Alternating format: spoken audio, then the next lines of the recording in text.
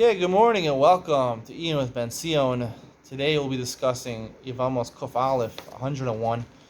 We're starting a new parak, and the first Mishnah says, Mrs. Chalitza, how you do Chalitza, B'shlosha Dayanim, Afilu Shloshtan Hadyotos. You only need 3 Dayanim, you need a basin, but it has to be even laymen are okay. So why does it say Dayanim? Dayanim are usually mumchen, people that are experts in the halachas of Chalitza.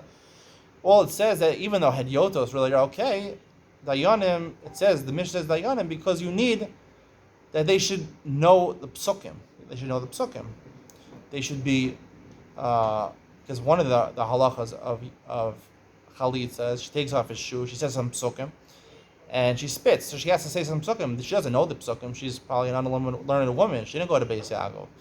We're not talking about Beis Yaakov. She doesn't know the psukim. They have to be knowledgeable of the psukim to at least tell her what the psukim are. They didn't have print, I don't know, back then. They couldn't give her the they have those cards for Kiddush Levana. They couldn't give her the card for Chalitza or for Sheva, the Sheva Brachos into the Chuppah. They didn't have the cards. Couldn't give it to her. So they have to know the halachas, even in the case where there's no cards, right? It applies nowadays also, but some places don't have the cards. Or, they don't go to Beis Yaakov. So, Shlosh Yotos, but they need to be like Dayanim in that regard. Where do you know this from? Because the Gemara says Zakanim. We learn from Zakanim. So Zakanim normally are translated to elders. Moshe V'Shivim Zakanim went up to Har Sinai. Shivim Zakanim went a little bit on Har Sinai, not all the way up. And Zakanim means Hadyotos, just regular laymen. The Mishnah obviously is teaching. I think is teaching something about Zakanim in general. That anyway, anytime Zakanim is not a regular layman. A Hadyot has no knowledge. He's a Yisrael. He's born a Jew, but he has no Jewish education. Our Mishnah is telling you that Zakanim, whenever it says Zakanim in the Torah, elders, it means someone, he's considered elders in the fact that he has knowledge. He has knowledge. He went to Jewish day school. He learned the Aleph base. He knows basic Hebrew. That's basically what you need. All you need here is to know the psukim, to know how to read Hebrew, and to read it out loud, and she repeats after you the words of the psukim. You need to know how to read Hebrew. Like the Gemara says in Kiddushin, Zakin, Zesha Kana Chachma. People think it means that he spent many years, 40 years, hovering over the Gemara and trying to understand the depths of the Brisker Rav and the Ksos HaChosha. No. It means there's a Kana Chachma. Kana means to buy. He bought Chachma. He paid for an education.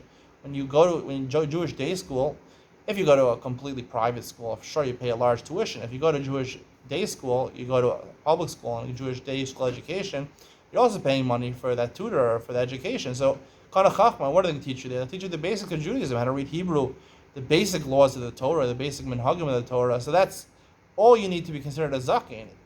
If you don't even have that, so that's less. That's a bor. The Gemara says in Kiddushin on Daf Lamed Beis, I think, a bor that he's considered an ignoramus, not an amaretz. Amaretz is a good thing. Amaretz means he's a man of the land. He knows what's going on. It's a worldly thing. You can have that in addition to being a zaken or a talmid chacham. A bor is someone who is ignoramus. He never had a Jewish education. He doesn't know how to read Hebrew. That's a bor. So zaken is good over here. The Gemara is clear on the bottom of Kuf Aleph that there's a difference between the zaken and Sanhedrin. I mean, it's clear. Hadyotos versus what? Versus mumchin versus Sanhedrin, like the Gemara said. In order to be ready for Sanhedrin, you have to be a mumchin, a professional. So what does that mean? In order to get part of Sanhedrin, the Mishnah in Sanhedrin, the first Mishnah in Sanhedrin says you have to do smicha. Now, again, we don't have smicha now. We don't have a Sanhedrin anymore. Normally, in order to have a real smicha, the Sanhedrin of 70 people has to give you smicha. Or someone from the Sanhedrin. I don't know if all the Sanhedrin has to give you smicha. I mean, they put 2 hands on you like Moshe did Yoshua, and they give him smicha. He leans on him. But what does it mean to do smicha? It means you have to get, like smicha nowadays, it's called rabbi. I don't know, you go and you learn Yoredeya. You learn the halachas of Bisr V'Chalav, so that makes you qualified to answer shilas in all of the Torah. No. And that makes you a Rav. Where does the word rabbi come from? Rav come from. Smicha means to lean your hands, and it literally means to rely on that person. I mean, he's a reliable person, meaning it's hard to understand that you can rely on a rabbi who only learned Basar B'Chalav. He has smicha. He didn't even learn Mishnah Berurah. He doesn't know the basic laws of Orach Chaim. He's not part of my Shulchan Aruch Yomi cycle. He doesn't know the basic laws. So how could it be that you rely on him? So obviously the point is like we're talking about different forms of Eidos over here. Eidos is a birur, it's 80 proof. 80 is a proof, 80% clarification. 2 Eidim is like 100. It's clarification. It's more than a chazaka. Chazaka is an assumption, right? If it's a status quo or there's a strong, it happened before the status quo, or we can assume there's an assumption Chazaka mashtachas yadam areu shalo. If someone's in possession, it must be his.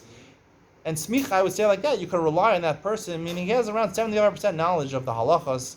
He's a reliable guy. I mean, he studied someone. Someone went to yeshiva. He went to yeshiva gdola. He got, I would say, past a high school education. He got a yeshiva gdola education. I don't think he has to learn in kollel. He's a reliable guy. He's been around the yeshiva world. He knows how to learn a little bit. He knows the basics of learning. He knows the basic, more than the basic halacha, more than just someone who got a Solomon Schechter education. He got a basic Jewish education. You can rely on him. He's a reliable Jew, and that's all you need for smicha. What does a rav mean? A rav, and nowadays you get smicha, you call a rabbi. The only time it says rav in the Torah, I don't think it says in Chazal. I mean, it does say in Yevamos, asay lecha rav, but I think it means make yourself a rav. That's what it really means. Meaning, when you become married and have a family, you can't always ask a shayla. You have to asay lecha rav. If you're a knowledgeable person, you rely on yourself. You stop asking yourself. Rav is from the Torah. It's from Korach, bnei Korach. Rav lachem bnei Levi. Rav means too much. Too much. Rav is too much. When you have too much knowledge, you spend too many years learning in kollel, like me. You spend too many years learning in kollel. That's a rav. I guess I'd be a rabbi, but I don't have smicha. So therefore, even though I spent too much time learning, but I didn't do the smicha. I didn't get that smicha from the rabbi, the certificate. So I'm not a rabbi technically. So no one's relying on me. But rav means that you study too long. You study too much, or you're trying to get a perfection in knowledge. And I think that has a lot to do with the fact that the reason that a rav is looked down upon, and people call you rabbi, it's sometimes people use it in a derogatory sense, is because when you study too much, it's not going to help you. Studying too much is wasting your time, basically, because the Torah is full of sveikos, halacha is full of sveikos, there's machlokas about everything. Becoming more knowledgeable in all the shas and poskim is not going to make you better equipped to answer a shayla. Having just basic knowledge of some sugyas in the Gemara, of most Gemaras and sugyas in the Gemaras, is someone you got smicha you can rely on. I mean, his guess is just as good as a guess if someone knows shas and poskim before, because what? He knows the shach and taz and machlokas about this. I don't need to know the shach and taz. I'll know it's a suffix, and I can maybe answer it based on something else. To know the shach and taz and machlokas and just say suffix, the rabban on the kula, suffix the ra'is or the chumrah is not really knowledge. To spend too much time studying is too much. It's a waste of time, in my opinion, I think. And that's called a Rav. There's no concept of Rav in the Gemara. There's no concept. I mean, they do call him Rav and Rebbe. I don't know if that's a positive thing or a negative thing, but Smicha and Sanhedrin is part of the Torah. And that is a good thing. That makes you a mumcha, a professional, someone who spent enough years learning where you can rely on him. Not that he's for sure going to tell you the truth. Now, no one knows the truth. No one really knows it. I'm trying to clarify the truth in Iyun Benzion, but pretty much no one knows it. So if nobody knows it, why are you wasting your time? So that's where the Zakanim, the elders, Shivim Zakanim, that Moshe went to Har Sinai, and that's where you learn Sanhedrin from. Right? Zakanim are just hedyotos, they're laymen. At their core, they're laymen.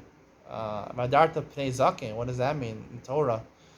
Zaken also means a beard. Hadarta Pnei Zaken means take off the beard. Hadar Hidr, you make the face beautiful. We're talking about old people, right? Old people, they're bald. They only have a beard. It looks terrible. And you're bald and you have a big beard. I mean, nothing looks worse than that. If you have hair and you have a beard, it doesn't look so bad. But you're bald and you have a big beard, it doesn't look so good. Take off the beard. That's what it means. Be normal. Anyway, that's the end of today's shir. See you in the next one.